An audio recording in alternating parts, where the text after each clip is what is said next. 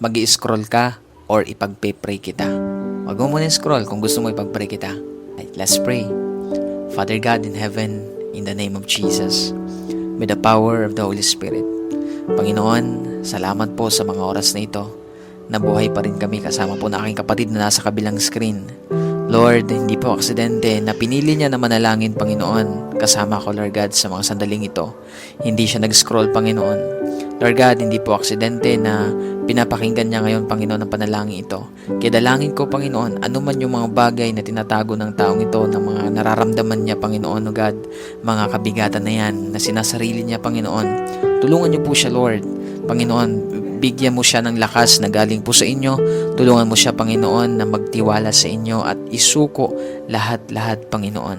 Lord, walang bagay na hindi mo alam sa buhay namin, lalo na sa taong ito na nandito sa screen, Panginoon. Alam mo, Lord, kung paano siya nasasaktan. Alam mo, Lord, yung kanyang mga